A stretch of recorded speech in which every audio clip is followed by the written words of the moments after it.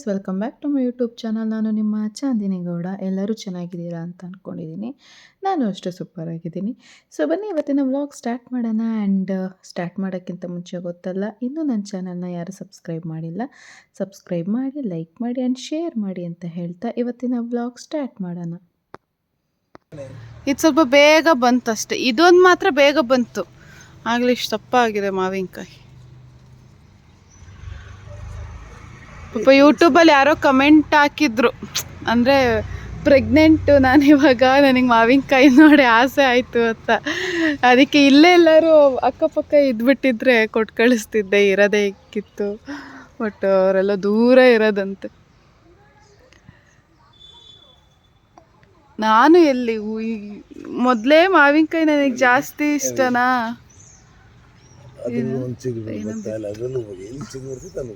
ಹಾಂ, ಎಷ್ಟು ದೊಡ್ಡ ದೊಡ್ಡ ನೋಡಿ. ಇಲ್ಲಾಗಲೇ ಕಾಯಿ ಬಿಟ್ಟೈತಲ್ಲ. ಇಲ್ಲ, ಇದು ನೆಕ್ಸ್ಟ್ ಕೆಳಗೆ ಬೀಳುತ್ತಪ್ಪ, ಬಾಗುತ್ತೆ ಹಿಂಗೆ. ಇದು ನೋಡ್ರಿ ಸಕ್ಕತ್ ಇಟ್ಟಿದೆ. ಈಗ ಹಿಂಗೆ ಬಾಗುತ್ತೆ. ನೀವೆಲ್ಲ ಎತ್ತು ಕಟ್ಬೇಕು ಇದನ್ನ ಸ್ವಲ್ಪ ಮರಕ್ಕೆ.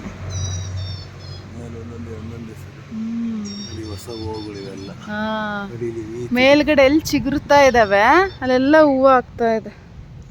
ನಾನು ಇದು ಕೇಳ್ತೀನಿ, ಕಿತ್ತು ಉಳಿಯಾದ್ರೂ ಪರವಾಗಿಲ್ಲ, ಉಪ್ಪು ಖಾರ ಹಾಕೊಂಡು ತಿಂತೀನಿ. ಬ್ಲಾನಿಂಗ್ ಬೇಕಾ? ಹೆಂಗ್ ನೋಡ್ರಿ, ನಿದ್ದೆಗಣ್ಣಲ್ಲಿ ಹೆಂಗ್ ಕಾಣಿಸ್ತಿದ್ದಾನೆ.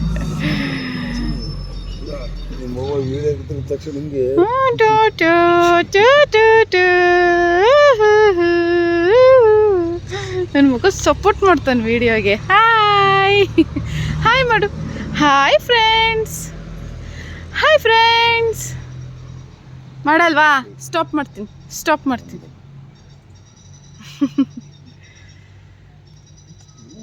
ಸೊ ಫ್ರೆಂಡ್ಸ್, ಇವಾಗ ಏನಾದರೂ ನಾವು ಅರ್ಜೆಂಟಾಗಿ ಕುಕ್ ಮಾಡಬೇಕು ಅಂತಂದರೆ, ಇವಾಗ ಸಣ್ಣದಾಗಿ ಈರುಳ್ಳಿ ಹೆಚ್ಚೋದಿರುತ್ತೆ, ತರಕಾರಿ ಹೆಚ್ಚೋದಿರುತ್ತೆ, ನಮಗೆ ಅರ್ಜೆಂಟಾಗಿ ಆಗೋದೇ ಇಲ್ಲ. ಕೆಲವೊಮ್ಮೆ ಟೈಮ್ ಇದ್ರೂ ನಮಗೆ ಬೇಕಾಗ್ದಂಗೆ ಚಿಕ್ಕಾಗಿ ನಾವು ತರಕಾರಿನ ಹೆಚ್ಚೋಕ್ಕಾಗಲ್ಲ.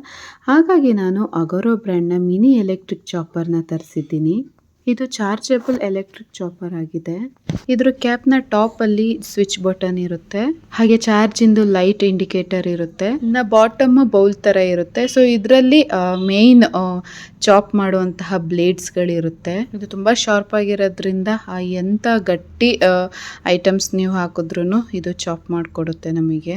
ಆ್ಯಂಡ್ ಮೋಟರ್ ಬೇಸ್ ಕ್ಯಾಪ್ ಆಗಿರುತ್ತೆ. ಇದು ಸ್ಪ್ಲಾಶ್ ಗಾರ್ಡ್ ಇರೋದ್ರಿಂದ ನಾವು ಓಪನ್ ಕ್ಲೋಸ್ ಮಾಡೋಕೆ ಈಸಿ ಆಗಿದೆ. ಅಂಡ್ ಮೇಲ್ಗಡೆ ಆ ಮೋಟಾರ್ ಬೇಸ್ ಕ್ಯಾಪ್ ಅನ್ನಲ್ಲ, ಇದರಲ್ಲಿ ನಮಗೆ ಚಾರ್ಜಿಂಗ್ ಸಾಕೆಟ್ ಇರುತ್ತೆ, ಒಂದು ಚಾರ್ಜ್ ಕೇಬಲ್ ಕೊಟ್ಟಿರ್ತಾರೆ. ನಿಮಗೇನಾದ್ರು ಕನ್ಫ್ಯೂಸ್ ಆದ್ರೆ ಯೂಸರ್ ಮ್ಯಾನ್ಯುವಲ್ ನೋಡ್ಕೊಂಡು ನೀವು ಇದನ್ನ ಆಪರೇಟ್ ಮಾಡಬಹುದು. ಇದನ್ನ ಯೂಸ್ ಮಾಡೋಕ್ಕಿಂತ ಮುಂಚೆ ಒಂದ್ಸರಿ ವಾಶ್ ಮಾಡ್ಕೊಬೇಕು.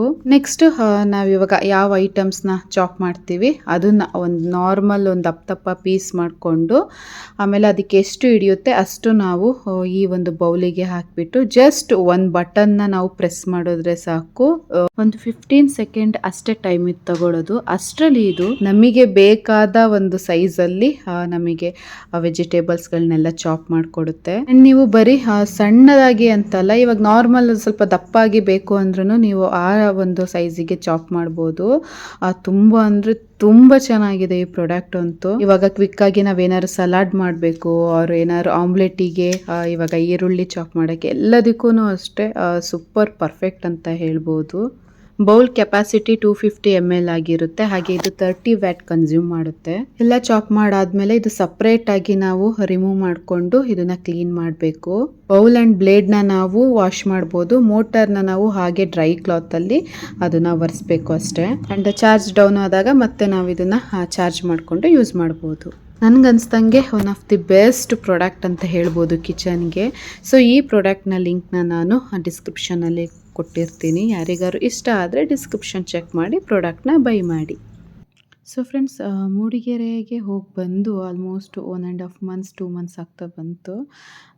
ಅಂದರೆ ಅತ್ತಮ್ಮ ಮತ್ತು ಅಪ್ಪ ಎಲ್ಲ ಪಾಪನ ಮಿಸ್ ಮಾಡ್ಕೊಂಡಿದ್ರಲ್ಲ, ಹಾಗಾಗಿ ನನಗೆ ಹೇಳ್ದಲೇ ಸರ್ಪ್ರೈಸ್ ವಿಸಿಟ್ ಕೊಟ್ಟಿದ್ದು. ನನಗೆ ಶಾಕು, ಯಾರೋ ಗೇಟ್ ಸೌಂಡ್ ಆಯಿತು ಅಂತ ಯಾರು ಅಂತ ಹಿಂಗೆ ನೋಡ್ತಾ ಇದ್ದೀನಿ.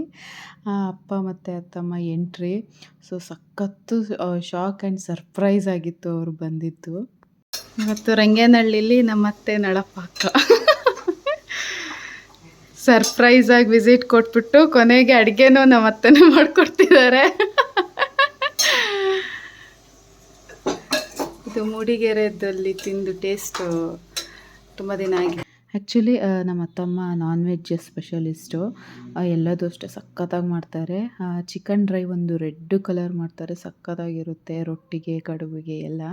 ಸೊ ನಾನು ಅದನ್ನು ಮಿಸ್ ಮಾಡ್ಕೊತಿದ್ನಲ್ಲ, ಹಾಗಾಗಿ ನಾನೇ ಕುಕ್ ಮಾಡ್ತೀನಿ, ನಾನೇ ಮೂಡಿಗೆರೆ ರೆಸಿಪಿ ಮಾಡ್ತೀನಿ ಅಂತ ಅಂದ್ಬಿಟ್ಟು ಅತ್ತೆನೇ ಚಿಕನ್ ಡ್ರೈ ಮಾಡಿಕೊಟ್ರು. ಫಸ್ಟೇ ಗೊತ್ತಿದ್ದಿದ್ರೆ ಎಲ್ಲ ರೆಡಿ ಮಾಡಿ ಇಟ್ಬಿಡ್ತಿದ್ವಿ, ಬಟ್ ಗೊತ್ತಿರಲಿಲ್ವಲ್ಲ. ಹಾಗಾಗಿ ಬಂದಮೇಲೆ ಎಲ್ಲ ನಾನ್ ವೆಜ್ ತೊಗೊಂಡು ಬಂದು ಎಲ್ಲ ಅಡುಗೆ ಮಾಡಿ ತಿನ್ನೋಷ್ಟರಲ್ಲಿ ಒಂದು 2 hours ಆಯಿತು ಅಲ್ಲೇ. ಅಷ್ಟರಲ್ಲಿ ಬಬ್ಲು ಮಲ್ಕೊಂಡಿದ್ದ ಅಪ್ಪ ಮತ್ತು ಅತ್ತಮ್ಮ ಬಂದಾಗ. ಸೊ ಆಮೇಲೆ ಎಲ್ಲ ಅಡುಗೆ ಆಗೋಷ್ಟರಲ್ಲಿ ಮುಗಿಯೋಷ್ಟರಲ್ಲಿ ಅವನು ಎದ್ದ.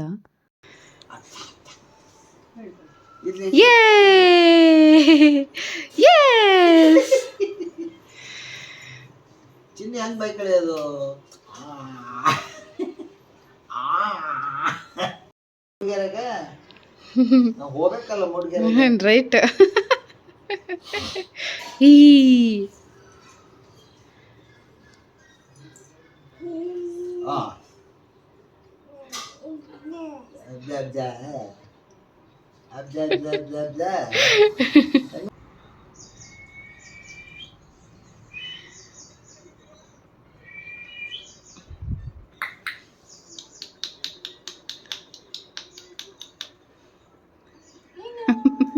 ಸೊ ಮಧ್ಯಾಹ್ನ 1 ಗಂಟೆ ಅಷ್ಟರಲ್ಲಿ ಬಂದಿತ್ತು. ಆಮೇಲೆ 4 o'clock ರಿಟರ್ನು. ಯಾಕಂದರೆ ಮತ್ತೆ ಅಲ್ಲಿ 2.5 hours 3 hours ಜರ್ನಿ, ಮತ್ತು ಕತ್ಲೆ ಆಗುತ್ತೆ, ಕತ್ಲೆಲೆಲ್ಲ ಡ್ರೈವಿಂಗ್ ಬೇಡ ಅಂತ ಅಂದ್ಕೊಂಡು ಬೇಗನೆ ಹೊರಟರು. ಮಗನೇ ಅಮ್ಮಮ್ಮ ಅಮ್ಮಮ್ಮ ಅಮ್ಮಮ್ಮ ನೀನು ಮೂಡಿಗೆರೆಗೆ ಹೋಗು. ಅಯ್ಯೋ ಅದು ಬರೀ ಅಲ್ಲಿ ಹೋದ್ರೆ ಅಲ್ಲಿ ನೋಡೋದೆ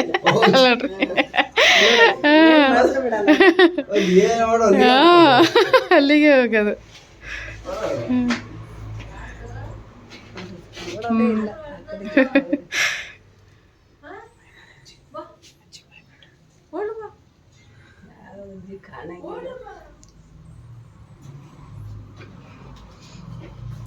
ಟಾಟಾ ಬಾಯ್.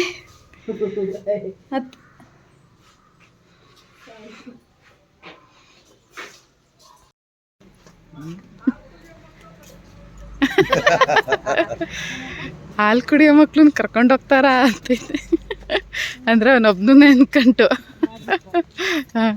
ಟಾಟಾ. ನೀನು ಅಮ್ಮಮ್ಮನ ಜೊತೆ ಹೋಗು ನೀನು.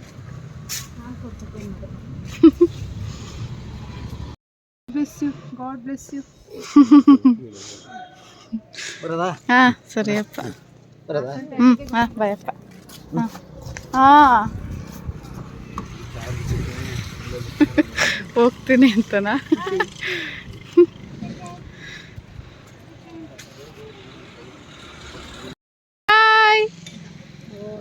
ಅಳ್ತಿತ್ತ ಏನು ನೋಡ್ತಾ ಇತ್ತೆ. ಈಗ ನನ್ನನ್ನು ನೋಡಿದ್ರೆ ಅಳ್ತಾನೆ.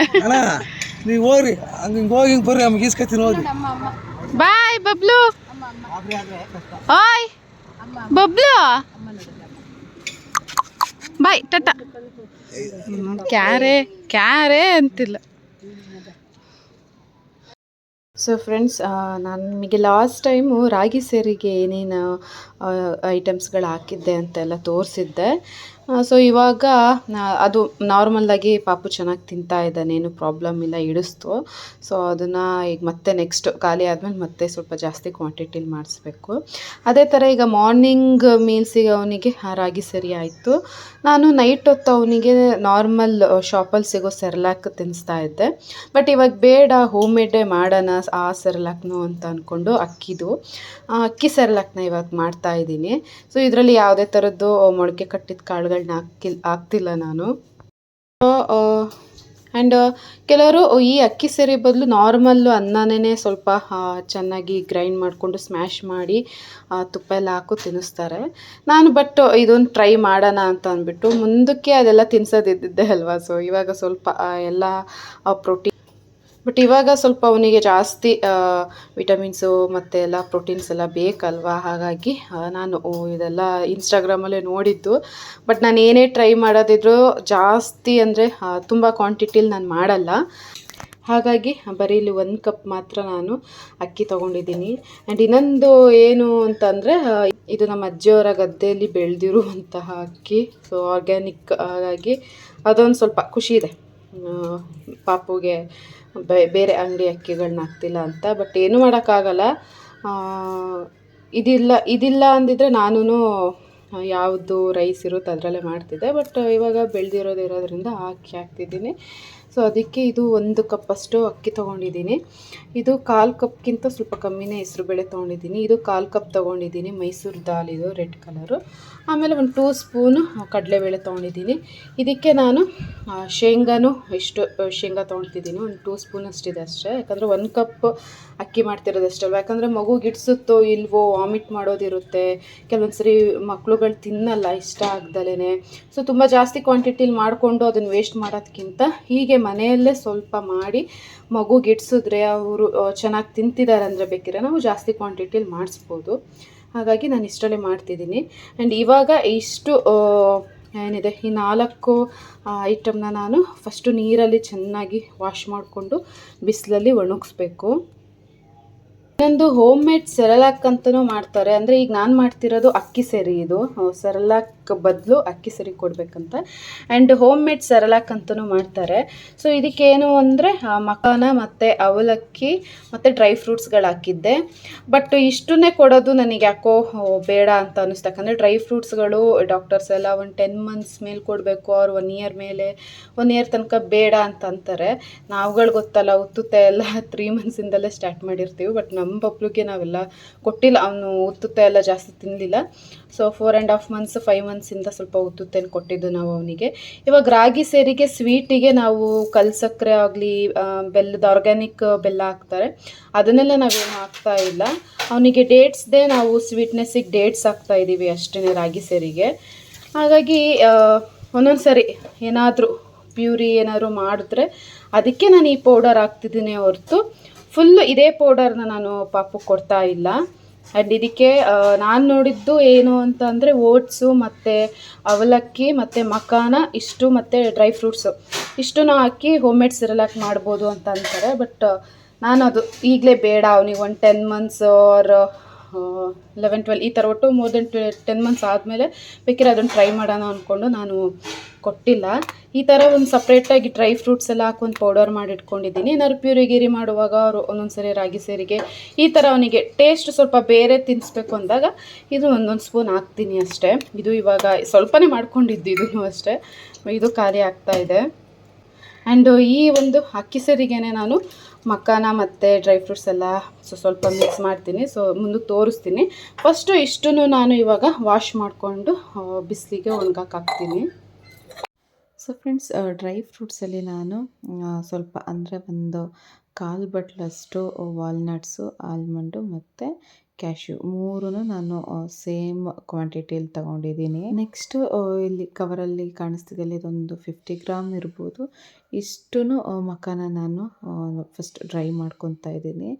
ಸೊ ಇದು ಕೆಲವರು ಮಕಾನ ಹೆಂಗಿರುತ್ತೆ, ನಾನು ತುಂಬ ಜನ ಟೇಸ್ಟ್ ಮಾಡಿರಲ್ಲ, ನಾನು ಅಷ್ಟೇ ನಮ್ಮ ಪಾಪು ಕಡೆಯಿಂದ ಇವಾಗ ಮಾಡ್ತಿರೋದ್ರಿಂದ ಇದೊಂದು ಟೇಸ್ಟ್ ಮಾಡಿರೋದು.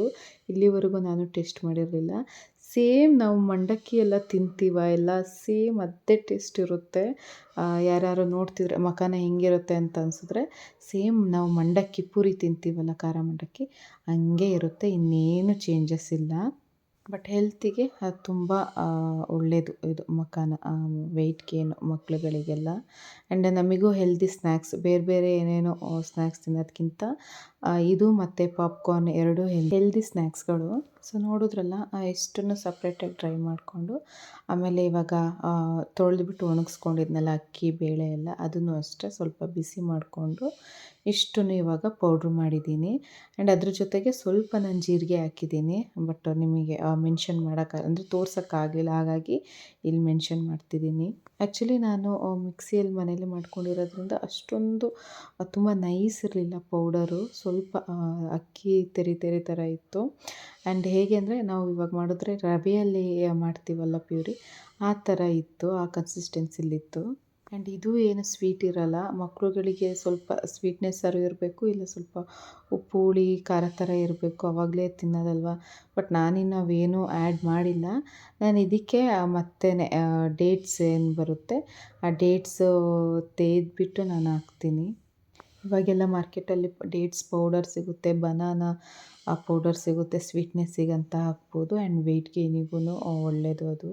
ಗೊತ್ತಿಲ್ಲದವರು ಬೇಕಿದ್ರೆ ಅದನ್ನು ನೀವು ಪೌಡರ್ನ ತರಿಸ್ಕೊಂಡು ಆ್ಯಡ್ ಮಾಡ್ಬೋದು. ಆ್ಯಂಡ್ ಫ್ರೆಂಡ್ಸ್, ಇದು ಅಕ್ಕಿ ಸೇರಿ ಅಲ್ಲ, ನಾನು ಬಾಟಲ್ಲು ನಿಮಗೆ ಲಾಸ್ಟ್ ವ್ಲಾಗಲ್ಲಿ ತೋರಿಸಿದ್ದೆ, ಫೀಡಿನ್ ಬಾಟಲ್ ತೊಗೊಂಡಿದ್ದೆ ಸಿಂಥೆಟಿಕ್ದು ಅಂತ. ಸೊ ಅದರಲ್ಲಿ ಹೇಗೆ ಪಾಪು ತಿಂತಾನೆ ಅಂತ ಕ್ಲಿಪ್ಪಿಂಗ್ ತಗೊಂಡಿರೋದು. ಸೊ ಫ್ರೆಂಡ್ಸ್, ಮುಂದಿನ ದಿನಗಳಲ್ಲಿ ನಾನು ಪಾಪುಗೆ ಏನೇನು ತಿನ್ನಿಸ್ತಿದ್ದೀನಿ, ಪಾಪುದ ಆ್ಯಕ್ಟಿವಿಟಿ ಹೇಗಿದೆ ಎಲ್ಲ ಅಪ್ಡೇಟ್ ಮಾಡ್ತೀನಿ. ಇಷ್ಟು ಇವತ್ತಿನ ವ್ಲಾಗ್ ಎಲ್ಲರಿಗೂ ಇಷ್ಟ ಆಗಿದೆ ಅಂತ ಅಂದ್ಕೊತೀನಿ. ಆ್ಯಂಡ್ ಇಷ್ಟ ಆಗಿದ್ರೆ ಗೊತ್ತಲ್ಲ, ಲೈಕ್ ಮಾಡಿ, ಕಮೆಂಟ್ ಮಾಡಿ ಆ್ಯಂಡ್ ಶೇರ್ ಮಾಡಿ ಅಂತ ಹೇಳ್ತಾ ಇವತ್ತಿನ ವ್ಲಾಗ್ ಇಲ್ಲಿಗೆ ಎಂಡ್ ಮಾಡ್ತಾಯಿದ್ದೀನಿ. Thank you for watching and love you all.